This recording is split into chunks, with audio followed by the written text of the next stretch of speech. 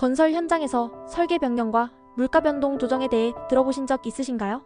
언뜻 들으면 굉장히 딱딱하고 전문적인 주제처럼 보이지만 사실 이건 공사 비용 관리와 프로젝트 성공을 좌우하는 정말 중요한 과정이랍니다.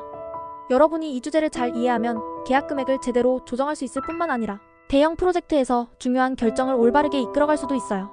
자, 그럼 이 복잡해 보이는 이야기를 좀 더 쉽게 풀어보도록 할게요. 먼저 설계 변경이라는 건 공사 도중에 기존 설계나 시방서의 변동이 생기는 걸 말해요. 예를 들어 원래는 콘크리트를 보통 강도인 C-25를 사용하려고 했는데 필요에 따라 더 강한 C-30으로 변경해야 한다든지 추가적으로 방수제를 넣어야 하는 상황이 생길 때가 있죠. 이런 변경은 공사에 사용되는 자재나 작업 방식에 큰 영향을 미쳐요.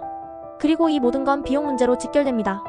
자재 가격이 오르거나 작업 시간이 늘어나면 그만큼 계약 금액도 조정이 필요하겠죠?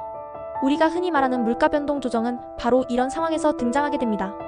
자재나 노인비의 변동이 계약 금액에 어떻게 반영될지를 계산하고 합의하는 과정인 거죠.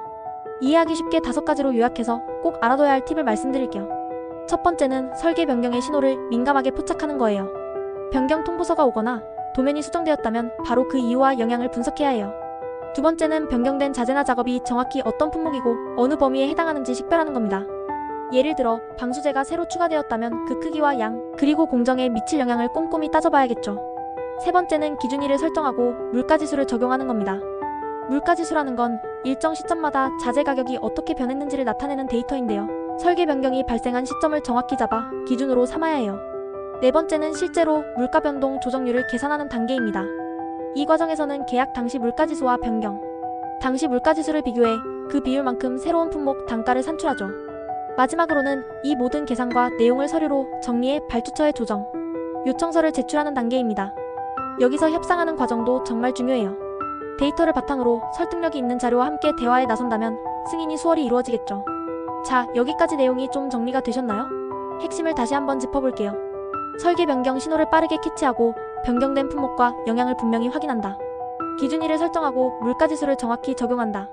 그리고 그에 따른 조정률을 계산하고 마지막으로 모든 자료를 깔끔하게 정리해 협상과 요청 과정을 진행한다. 이렇게 5가지인데요. 단순해 보일 수 있지만 각각의 단계가 꼼꼼한 준비와 실수가 없는 관리가 필요하답니다. 이 주제는 처음 들으면 복잡하고 어렵게 느껴질 수 있지만 실제로 하나씩 따라가다 보면 그리 어렵지 않아요. 무엇보다 이 과정이 중요한 이유는 프로젝트가 진행 중인 상황에서도 예산을 효율적으로 관리하고 예상치 못한 비용 증가로 인해 프로젝트가 차질을 빚지 않게 도와주기 때문이에요. 특히 발주처와의 신뢰를 지키기 위해 이런 계산과 조정 과정에서의 투명성은 필수적이죠. 설계 변경과 물가 변동 조정은 그 자체로 프로젝트 성공을 위한 디딤돌이라는 점 꼭 기억하세요.